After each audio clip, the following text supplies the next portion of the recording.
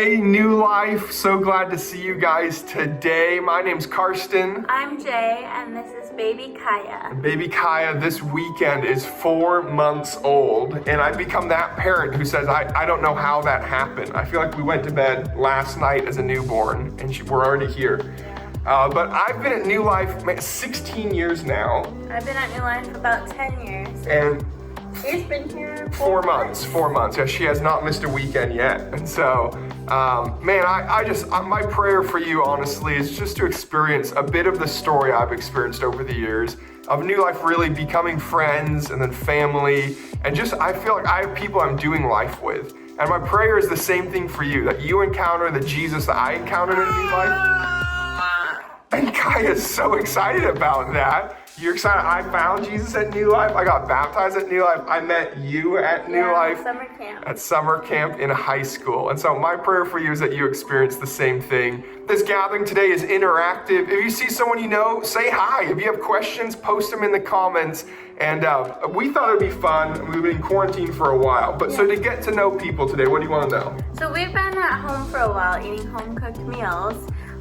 So let us know in the comments below what's been your favorite meal to eat at home. And I really only know how to cook 2 things. And so you've had a lot of smoothies recently. Today you can fill out your Connect card. We'd love to connect with you outside of just the gathering. And also there's a chance for prayer. I encourage you, if you're going through something, you're just like, I need prayer, I need encouragement. On Facebook or YouTube, you can just type in the comments. Know that people look through those and are praying for you during the gathering. And then if you're on newlife.tv/watch, you can click the prayer button and someone will be there to pray with you right away. Today though, powerful message, amazing worship, something at the end of the message too. Yeah, so stick around after the gathering if you have any kids. We have a special message just for them. Yep, and so I'm praying today that you encounter a real, alive God who wants to meet with you, wants to actually experience life with you. And I'm praying that God does something in your heart today. Let's dive into worship and just say, all right, God, here I am, use me. Let's get started. Whoa.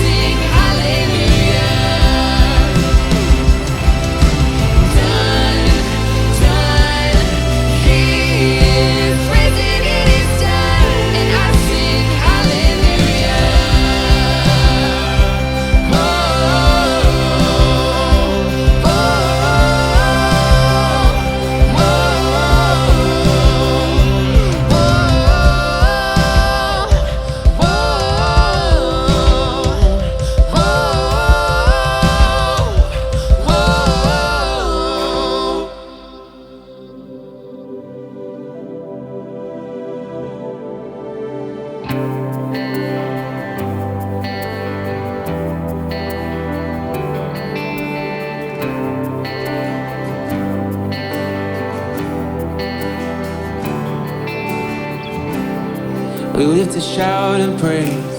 We won't stop till we see your face. We lift a shout of praise to the one who died in our place. We lift a shout of praise. We won't stop till we see your face. We lift a shout of praise to the one who died in our place. Your promises are sure, every word you speak is pure. You are making all things right, by your spirit I'm alive. Faithful you have been, from the grave you rose again. No death can hold you down, so we raise a mighty sound. Oh,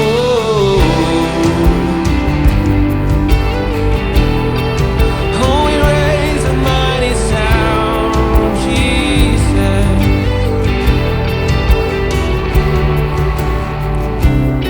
We lift a shout of praise.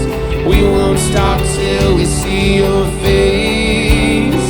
We lift a shout of praise to the one who died in our place. We lift a shout of praise. We won't stop till we see your face. We lift a shout of praise to the one who died in our place. Your promises are sure, every word you speak is pure. You are making wrong things right, by your spirit I'm alive. And faithful you have been, from the grave you rose again. No death can hold you down, so we raise a mighty sound. Your promises are sure, every word you speak is pure. You are making wrong things right, by your spirit I'm alive. Faithful you have been, from the grave you rose again. No death couldn't hold you down, so we raise a mighty sound.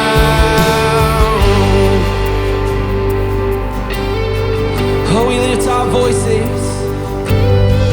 We lift our voices to the one who was and is to come, the one who died for me. His name is Jesus. We lift our voices to the one who was and is to come, the one who died for me. His name is Jesus.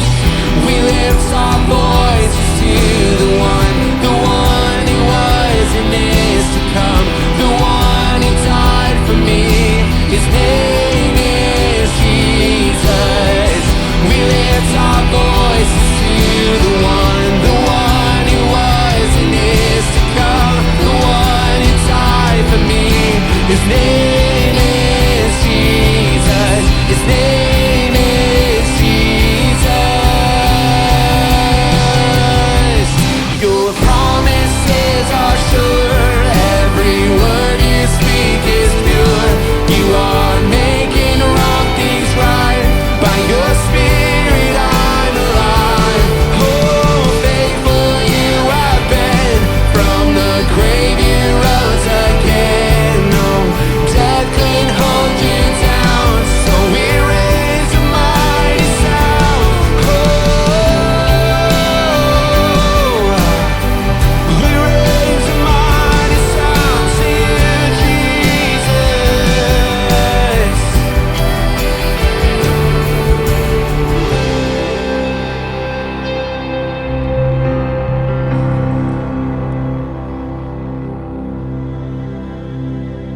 Then on the third, at break of dawn, the Son of Heaven rose again. Oh, trampled death, where is your sting? The angels roar for Christ our King.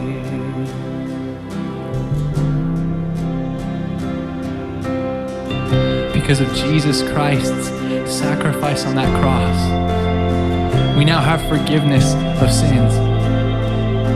Our relationship with our Father in heaven has been completely restored. But you see, he's not stopping there. He's not stopping until every wrong has been made completely right. One day he's gonna return, come back, and I'm gonna have that opportunity to look at my beautiful Savior in the face and thank him. Thank him for the life that he gave me. Thank him for never leaving me nor forsaking me. Thank you for giving me my freedom in him. Let's practice saying thank you to our Lord and Savior right now. He shall return.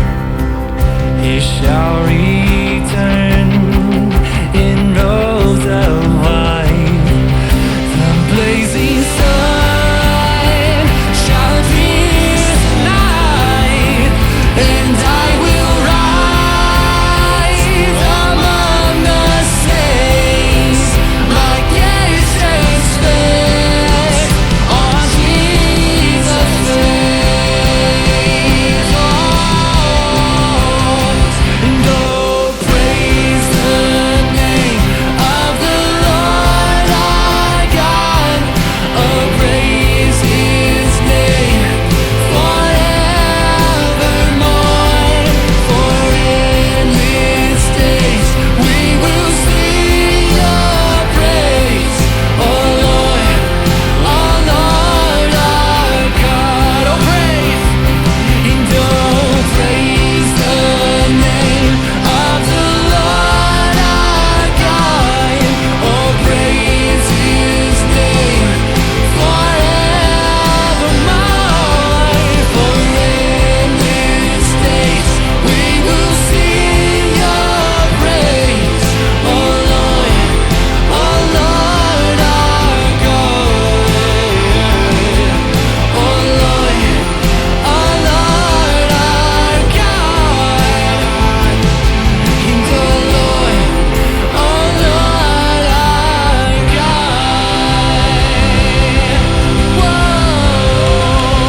we thank you, God, King of the universe.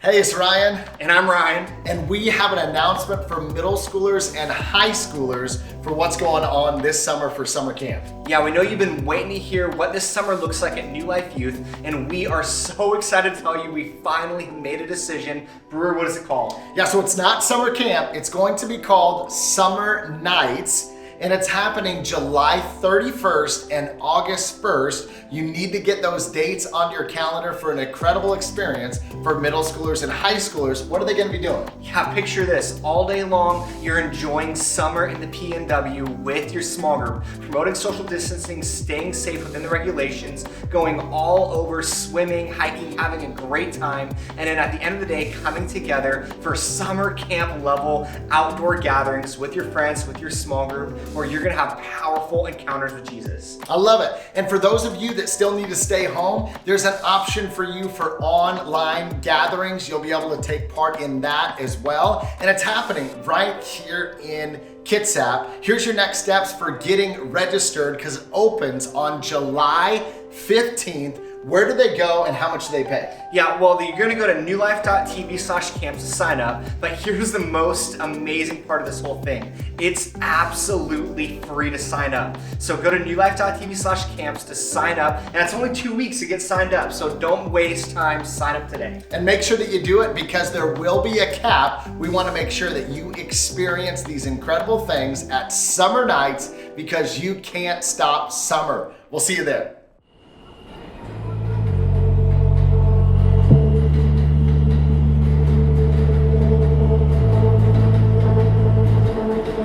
Question: have you ever had a long night?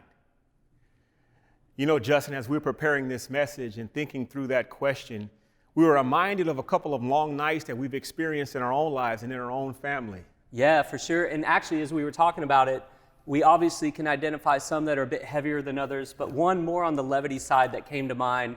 I had the chance to spend some time with friends in Haiti, and we'd had a great day together, a great meal together. It was just really good, right? It was time to go to bed. My heart was full. It was just kind of one of those special evenings. And I laid down, everything's great, and then I just realized the problem.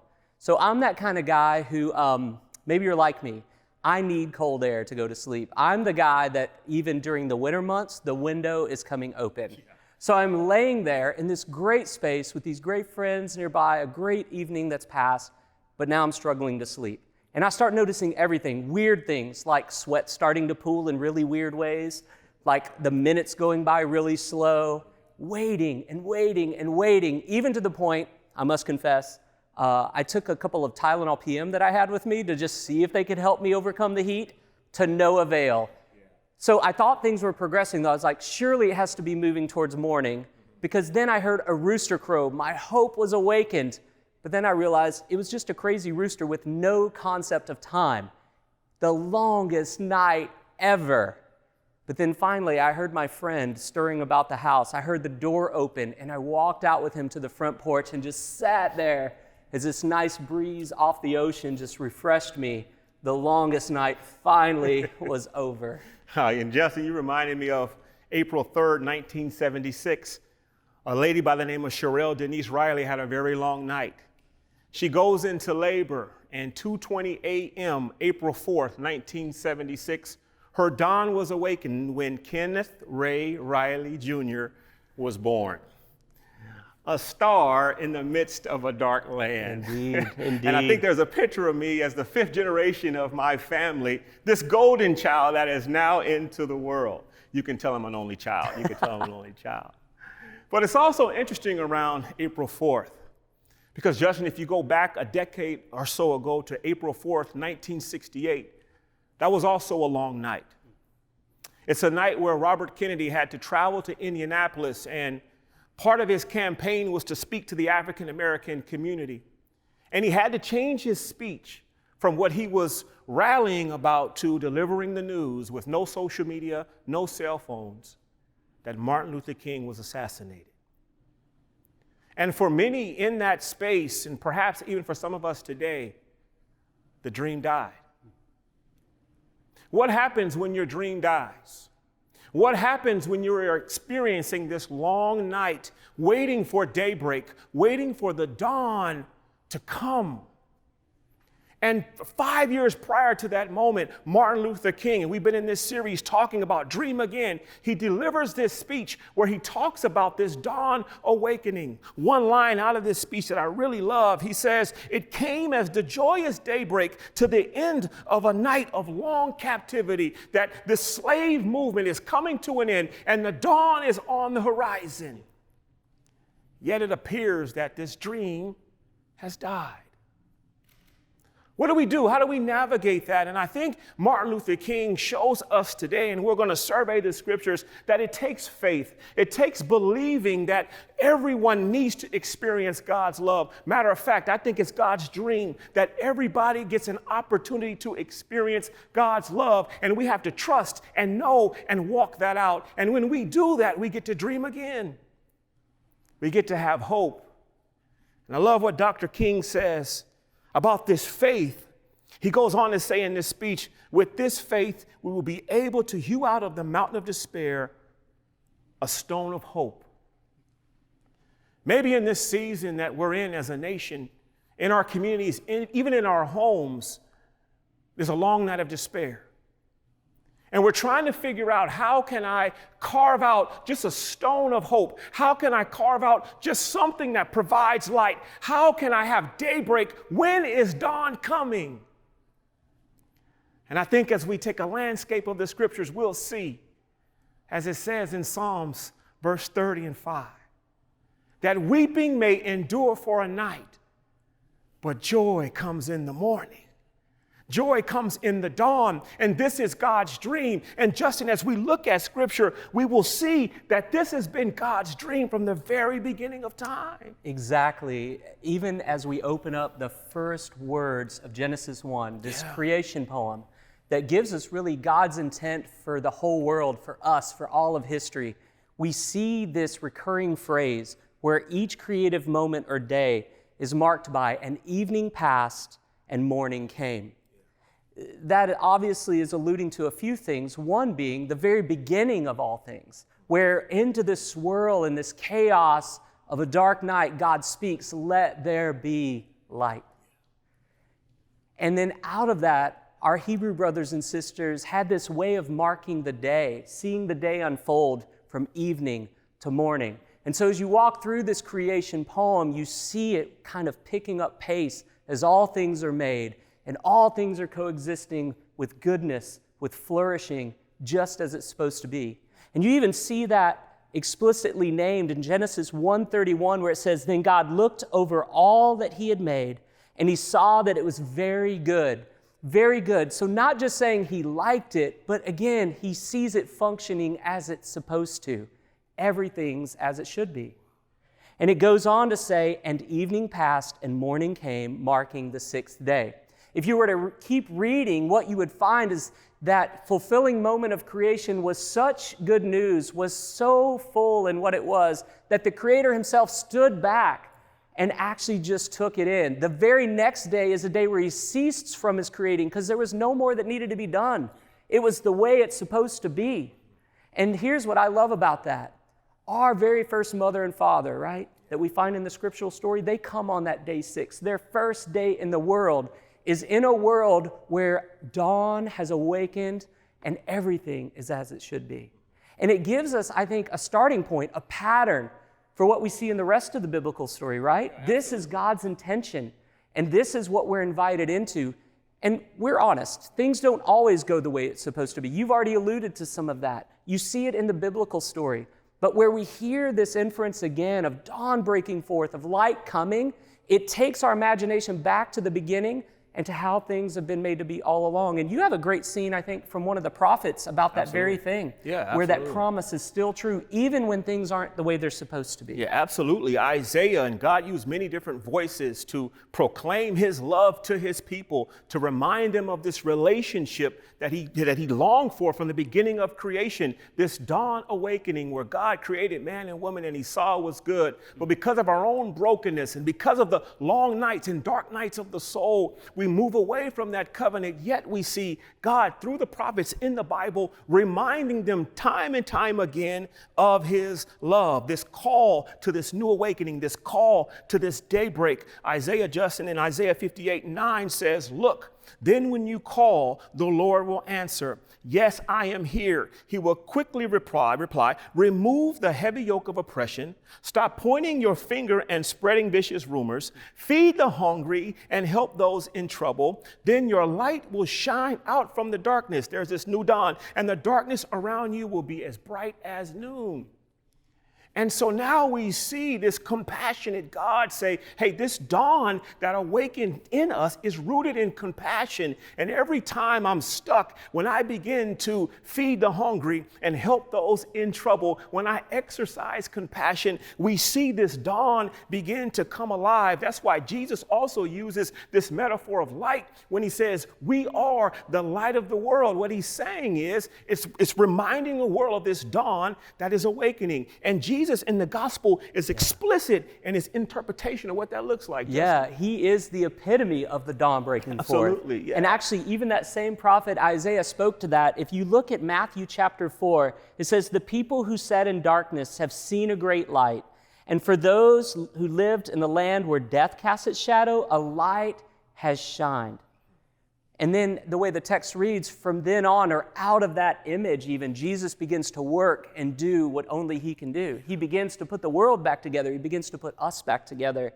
And you see him embodying this dawn breaking forth, the way things should be kind of life.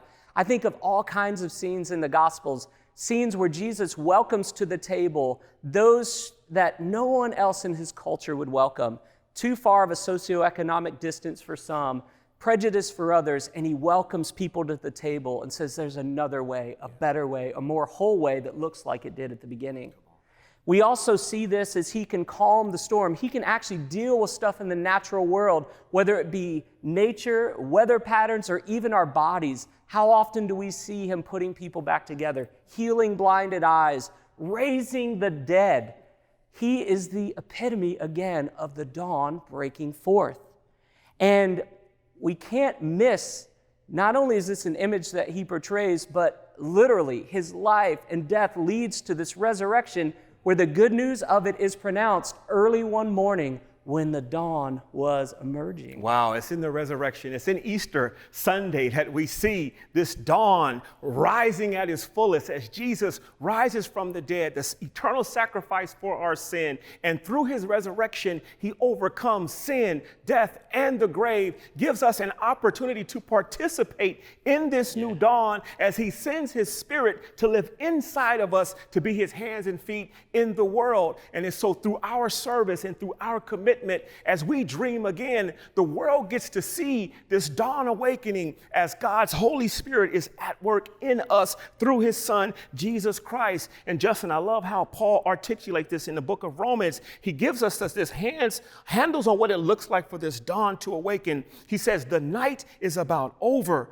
Dawn is about to break. Be up and awake to what God is doing. What an encouraging word in the season that we are in, especially being quarantined. All I want to do is sleep, pull the covers over my head. But God is saying, no, be up and awake. Even in a pandemic, God is up to work. What is he doing, Paul? God is putting the finishing touches on the salvation work he began when we first believed. Yeah.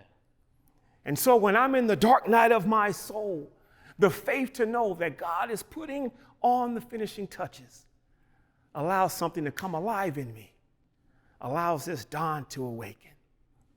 And so, Justin, as this dawn comes alive in us, there are some practical things that begin to happen. Indeed. One of the first things we see, and it's paramount, is that we get a new heart. Another way of saying it is, you're healed, I'm healed, we collectively are healed. As we immerse ourselves in this way, this new framework, if you will, of living beyond fear, of living beyond just pain alone, as we move past that, as the dawn breaks forth, as we follow Jesus into all of this, we are healed. I was thinking of two stories in particular where Jesus kind of shows this to be so true and such good news. And it's actually two instances found in the Gospels, one in Mark chapter 5 and one in Luke chapter 7. I'd actually encourage you to read those sometime this week. In the first one, he encounters a woman who for 12 years has been suffering in her body to the extent that she's been ostracized from friends. She's spent all of her resources. She is undone.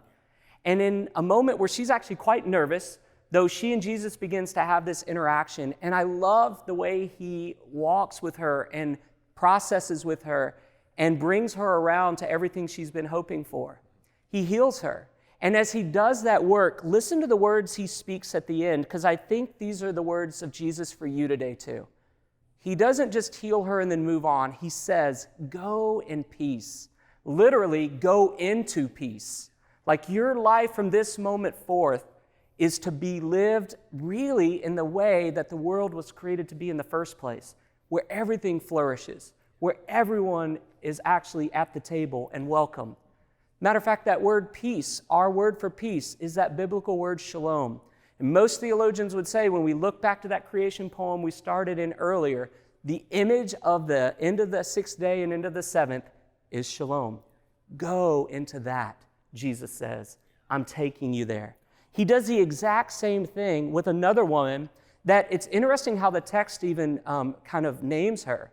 It's that everyone else who noticed her, if they even noticed her at all, only saw her as a town prostitute. They can't even come to the place of dignifying her with a name, with attention, with all the stuff that she was made by God to have. But Jesus is at this party, and she kind of crashes the party and begins to wash his feet with her hair and expensive perfume. And the people at the party have a real hard time with this. But Jesus does what Jesus always does. He makes room for her, he welcomes her, and just like we're talking today for you and I, he heals her. And those same words, go in peace, are uttered again. So what I'm saying is, as we immerse ourselves in this way, where dawn is breaking forth, where the light of God has come through Jesus our Lord, we are invited to follow him. And when we do, he heals us. Yeah. He says, go into peace. Wow. And not only do we get this new healing, we also get a new vision. A new vision. You know, Justin, the year of 2020, is a lot of people coin that the year of vision. And oh, by the way, I'm in my mid-40s. I used to have 20/20 vision, and now I'm doing some of these numbers, right, as I navigate getting older. But man, 2020 has been a tough year. A lot of things that we've had to navigate, and perhaps if you're like me, the vision that I had for 2020 has now been significantly altered and significantly changed. And as I thought about that and how things can awaken in my own soul in those moments where I feel those dark, long nights, perhaps God is saying the vision hasn't changed, but I'm giving you a different direction. That this vision that you have to have these things right away, maybe there is a commitment to the long haul. And maybe this vision that God is giving us is allowing us to look at the people, places, and things that are right in front of us. The daily practices and habits that allow us to become all of who God's called us to be. The things that you and I can lean into on a daily basis that allow our soul to come alive and be awakened for that dawn to break. Whatever you practice daily is who you become permanently. And you know, Justin, as we've been quarantined, I no longer can go to the YMCA and sit in the hot tub, so I've been doing these at-home workouts. And when I first started these burpee challenges and these push-up challenges, it's like, man, if I just do 30 burpees a day for 5 days, then I can get the things that I'm looking for. But that's not sustainable. It's actually a vision for the long haul. That if I was committed to healthy living for 5 years, then I would begin to see the fruit of the labor. And when we are committed for the long haul, then we begin to see the dawn awakening. And it's true in our spiritual life that even if I just pray for 5 days and that's it, it's hard for me to dream again. But when I allow that to become part of who I am, that's our mission, people becoming the church. When I engage in those practices that allow me to become more like Jesus every day, when I look back over 5 years, the vision is a lot clearer. Because it's not something that I'm chasing. It's something that I have become. Yeah. And when you and I become day by day who God has called us to be, we get to dream again. We get to lean into this creativity that God has given us from the beginning of time, Justin. Indeed, I think it's the culmination. And that's something we want to leave you with today is this progression of healing and new vision. It actually leads to a life that is wide open. You could say a new dream is born. You become more creative. You were talking earlier about the life, and we've talked quite a bit, even as friends, about the life and work of Dr. Martin Luther King Jr. And many of us know his statements or parts of his speeches, and that's good. But if you look a little deeper into his whole life work, again, what you were speaking to, you notice that he is the sum total of all of this time and energy of immersing himself into this vision of God's plan, right? Where the dark night gives way, a dawn breaks forth, and then what comes out of his mouth, what comes out of his life, just can't help but come. And I think that's what we're invited into as well. A life that becomes more creative because we're so immersed in this way that we can't help but now create or craft a new life at home, at work, in the communities we live and love, in the places God puts us. And one of the things that helps me in that, and I think it helps people throughout history you look at, Dr. King and others, is looking forward to what's coming. We've looked in the biblical story of where we come from, but where we're going is deeply congruent with that, and I think launches us into the creative life. There's this really beautiful scene right at the end of the story, Revelation 21, 3-4, and it says, I heard a loud shout from the throne saying, look, God's home is now among his people. He will live with them, and they will be his people. God himself will be with them, and he will wipe every tear from their eyes, and there will be no more death or sorrow or crying or pain. All these things are gone forever. That's where we're going, which looks a lot like where we started. And when I immerse myself in that vision, now the life I live with my wife and my kids and with my friends, it takes on that same flavor. It takes on that same creativity where I lay down the ways of death and pain, where I pick up the ways of the light that has come.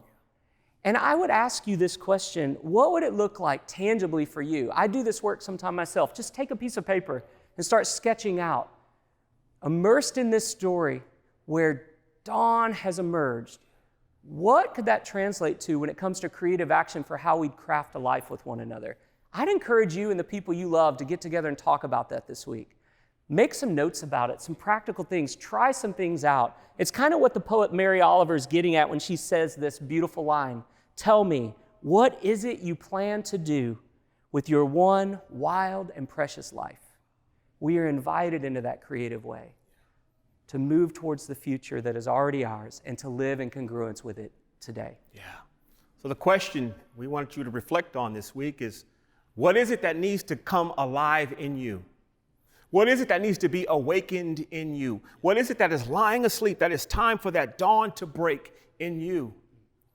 I would be remiss if I didn't admit that there are seasons in our life, in my life, where we have dark nights, where we're hoping and praying that dawn would break. And it's in this moment that we're invited into God's dream, that as I experience His love, something just comes alive in me. A dawn begins to break. There is light in the tunnel, and I begin to see clearly who I am in Christ. That's why the scripture says any person who is in Christ is a new creation. Old things have passed away, and all things have become new. A dawn is awakened. What is it for you? Do you need healing? Do you need peace today? Perhaps you need a new vision. Maybe you're here and you've lost your creativity. Lean into God's love. Immerse yourself in it. And know that a dawn will awaken. And this was Dr. King's hope, was to invite us into God's dream. Because if it wasn't God's dream, the dream would have passed away when He passed away. But it's alive and well. And it's an invitation for you and I today to run full speed into the arms of a loving God and watch day break. I want to pray with you. God, thank you so much that your love covers a multitude of sin, that your grace is sufficient. And God, I don't know about the people I know in my own life, but if I can guess, God, I'm sure people have been experiencing some dark nights where they just feel your love, where they just feel your presence, where they just feel your compassion and know, God, that day is breaking. Why? Because day broke on Sunday morning when Jesus walked out of that tomb. And because Jesus lives in us, we have hope. We have a new day. Weeping may endure for a night, but joy comes in the morning. Thank you for a joy that passes all human understanding and is found in Jesus. So Jesus, we commit our lives to you. Thank you for pushing back the darkness and allowing us to walk in your marvelous light. In Jesus' name.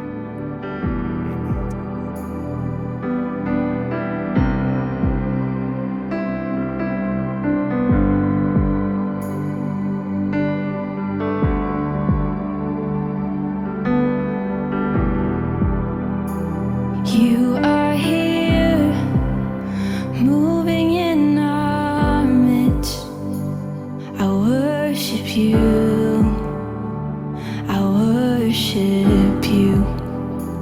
You are here, working in this place. I worship you. I worship you. You are here, moving in our midst. I worship you. I worship you. You are here, working in this place. I worship you. I worship you. You are waymaker, miracle worker.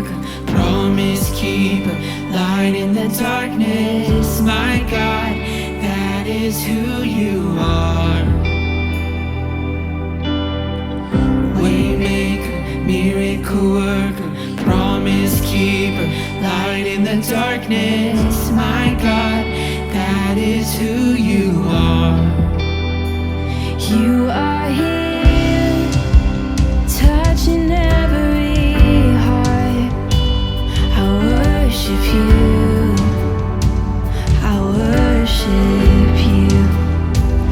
You are here, healing every heart. I worship you, I worship you. You are here, turning lives around. I worship you, I worship you. You are here, mending every heart. I worship you, I worship you. You are waymaker, miracle worker, promise keeper, light in the darkness. My God, that is who you are. You are waymaker, miracle worker, promise keeper, light in the darkness. My God, that is who you are. That is who you are. That is who you are. That is who you are. That is who you are. That is who you are. That is who you are. That is who you are. That is who you are. Even when I don't see it, you're working. Even when I don't feel it, you're working. You never stop, you never stop working. You never stop, you never stop working. Even when I don't see it, you're working. Even when I don't feel it, you're working. You never stop, you never stop working. You never stop, you never stop working. Even when I don't see it, you're working. Even when I don't feel it, you're working. You never stop, you never stop working. You never stop, you never stop working. Even when I don't see it, you're working. Even when I don't feel it, you're working. You never stop, you never stop working. You never stop, never stop. Waymaker, miracle worker, promise keeper, light in the darkness. My God, that is who you are. You are waymaker, miracle worker, promise keeper, light in the darkness. My God, that is who you are. That is who you are. That is who you are. That is who you are. That is who you are. That is who you are. That is who you are. That is who you are. That is who you are. Waymaker, miracle worker, promise keeper, light in the darkness. My God, that is who you are. You are waymaker, miracle worker, promise keeper, light in the darkness. My God, that is who you are.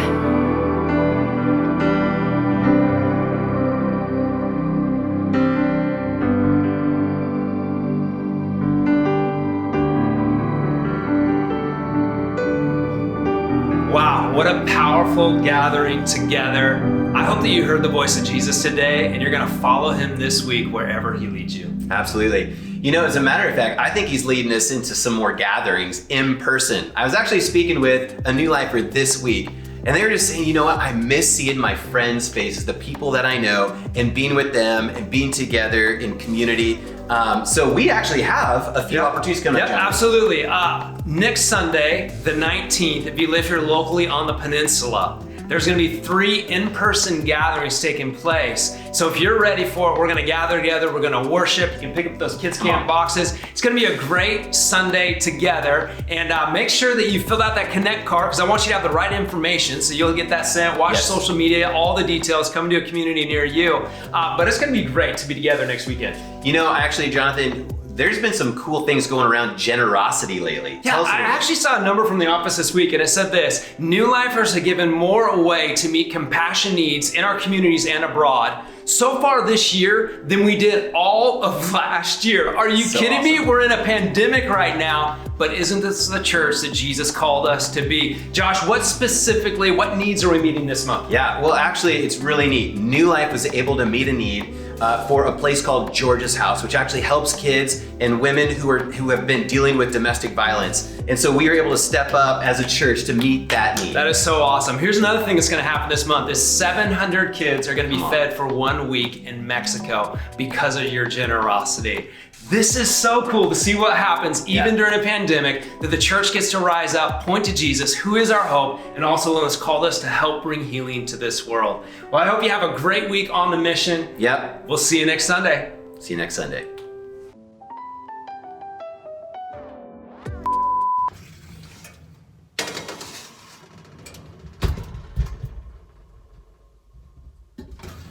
Hey kids, what are you doing with our dino nuggets? You better get out of there. It's almost time for the kids gathering. Parents, grab your kids. We have a great message for y'all. Let's have some fun. Oh, wait.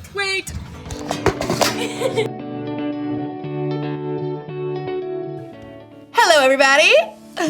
Erica here, and welcome back to another week in the STEAM Lab. Whenever you're learning new things, experimenting, inventing, or anything else one might do in a lab, you need to make sure you have faith. Faith is trusting in what you can't see because of what you can see. And you also have to have something to work with. Today, I asked a few people to let me borrow their glasses for the day. Cheers! Just kidding. Eyeglasses, not water glasses. I see you. Okay, these are reading glasses. They're supposed to help you see things better close up. Let's see. Oh, wow. Yep, they really work. I see things a lot more clearly. It's like focused, blurry. Focus, blurry. But look what happens when I put on these glasses. They're for someone who is really farsighted. Wow! I can't see anything. I can't see anything. It's like blurry. Focus. Blurry. Focused. Isn't that wild? There are a lot of different kinds of glasses. And the reason is because there are a lot of different kinds of people. Not everyone sees the same way. And today's story is about when a guy named Paul met some people who saw things a little bit differently than he did. Go see for yourself. You see what I did there? Okay. Meanwhile, I've got some more glasses to try on. Whoa. These are X-ray glasses. I can see my bones! Just kidding. Seriously though, when did I get that freckle? Now, for an amazing story inspired by the book of Acts, chapter 17, verses 16 through 34. Wherever Paul went, he boldly preached the good news of Jesus. This Jesus I'm telling you about is the Messiah. Many Jews and Greeks believed in Jesus, but in nearly every town, a group of Jews would gather to oppose Paul. He and his companions were forced out of Thessalonica, and then later that same group of Jews followed to run Paul out of Berea. Eventually, the believers helped Paul escape to the coast, where he could travel by boat to Athens. Tell Silas and Timothy to join me as soon as they can. Once Paul reached Athens, he walked the streets of the ancient city, disturbed by what he saw. carved and molded statues everywhere. Statues of their gods. The people really believe false gods can help them. In fact, the Athenians believed in around 30,000 false gods. Yeah, they believed these gods were in charge of everything from sports to sleep to doors and cleanliness. A god of grapes. Okay. While Paul waited for his friends, he visited the Jewish synagogue to tell Jews and Greeks alike about Jesus. And in the marketplace, he spoke to anybody who would listen. You have to hear about Jesus. He was killed, but he came back to life. Paul's words stirred up a group of Athenian thinkers. These men felt that they could achieve perfection through knowledge and wisdom. Can you explain what this fellow is chattering about? He seems to be telling us about gods we've never heard of. We shall take this Paul to a meeting of the Areopagus. There, we shall reason it out. Set high on an outcropping of rock, the Areopagus was the high court of Athens. And from this viewpoint, Paul could see all of Athens spread out below him. Closer at hand, the gathered Epicureans and Stoics studied Paul. What is this new teaching you're giving us? You have some strange ideas we've never heard before. We would like to know what they mean. Paul took a deep breath. These people treated new ideas like playthings, so he wanted to connect the story of Jesus with something they already knew. People of Athens, I see that you are very religious in every way. We are aware of this. Please proceed. Paul recalled a small carved altar he had discovered while exploring the city. As I walked around, I looked carefully at the things you worship. I even found an altar with "To an unknown God" written on it. Now, I'm going to tell you about this unknown God. Paul explained to them that the true God created the entire world and everything in it. He created each individual person with a purpose and an adventure to live. He did it so that people would seek him and find him, even though he is not far from any of us. Preposterous. Continue. Paul knew that these Athenians might listen to the words of their own writers that might actually reflect something of who God is. In him we live and move and exist. As some of your own poets have also said, we are his children. An interesting point. Paul told them that people are God's children. God is alive and real, not some carved statue or molded from gold. And now by sending Jesus, God was telling everyone everywhere to turn away from the bad things they've done and to follow him. God has proved this to everyone by raising Jesus from the dead. Preposterous! Fascinating. More like fantasy. Get this joker out of here. No. This is new, fresh. We will hear you speak about this again sometime. A man called Dionysius had been among the crowd at the Areopagus. He hurried to catch up as Paul left. I want to know more about this living God, about Jesus. I can help you, friend. So Paul continued to spread the good news and love of Jesus, and after a short time, Dionysius became a follower of Jesus, as well as a woman named Damaris and several others. I know it's a banana, but it just looks like a blurry yellow blob. Whoa! It's hard to focus when you can't see clearly, but I think it's important to try and see things from another person's point of view, like Paul and the people in Athens. They believed in different gods than Paul. That's why Paul tried to see things how they saw things, so he could tell them about Jesus in a way they'd understand. He told them about the living, one true God who created the whole world and everything in it. And he told them that God proved how powerful he was by bringing a man back from the dead. That man was God's son, Jesus. Many of the people from Athens had never heard of anything like that before. Some thought Paul was kinda crazy, but others wanted to hear more. And Paul was able to help them know Jesus the way he knew Jesus. That's something we can do too! It's the one thing to remember today. You can help others know Jesus. That can be easy if you're talking to someone who sees things the same way you do.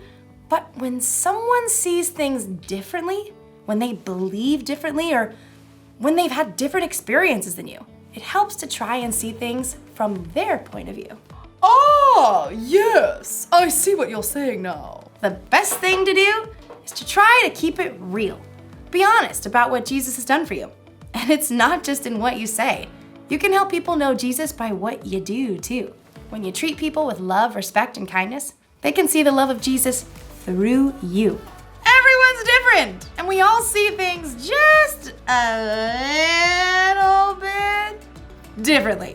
So I think it makes sense to try to see things the way other people see them. And you don't even have to change your glasses to do it. I'll see you next time. Bye. See you guys later. Oh, hold on. Oh, that's a table. All right.